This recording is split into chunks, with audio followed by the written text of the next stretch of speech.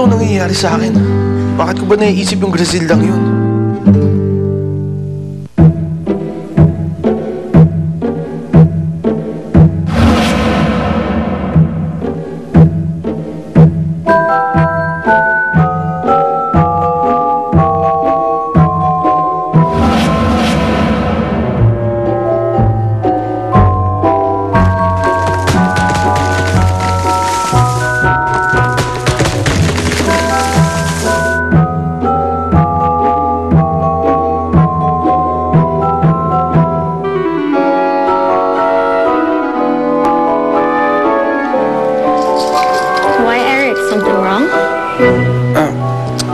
Hindi, wala yan. Siguro, pagod lang ako.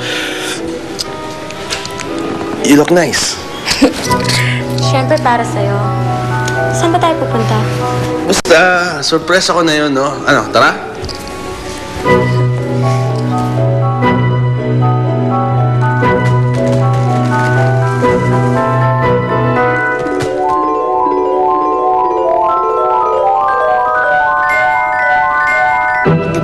Sa mga paboritong lugar ni Ate Grazilda, Aling Matilda. Hindi ako magtataka. Mahilig si Grazilda sa mga lugar na kakaiba. Ilaw, maingay, katulad nito. Salamat, Chik-Chik, ha?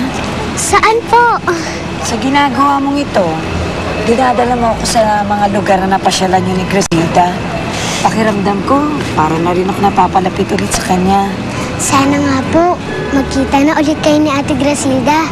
At sana rin po, makita niyo na rin ang kanyang itay. Kasi po, madalas din po siyang ikwento sa akin noon ni Ate Grazilda. Baka nga po ang mas maganda ay magkatagpo-tagpo na po kayo. Para po makumpleto na ulit ang pamilya niyo. Ang saya nun! Galing-galing naman! Bakit po, Aling Matilda? May nasabi po ba akong hindi maganda? Pasensya na, Chik-Chik, ha?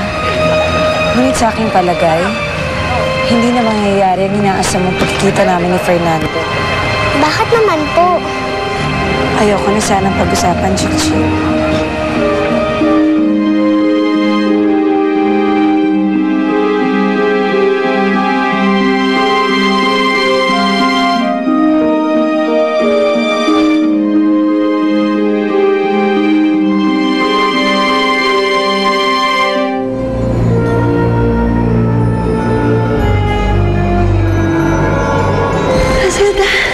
Fairy Godmother?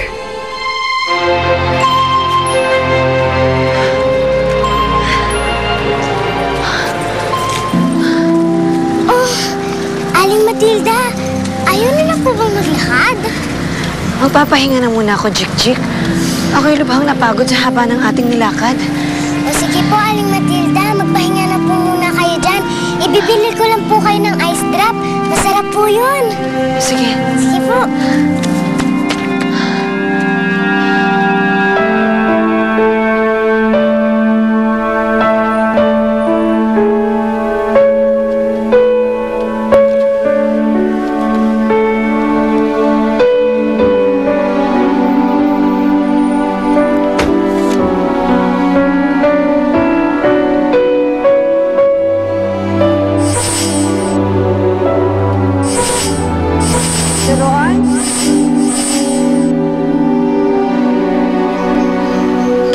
Babaeng yun.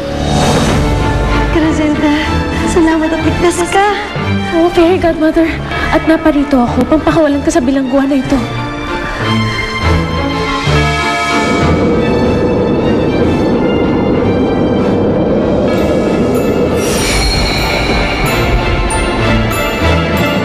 Maligayang pagdating, Grazilda.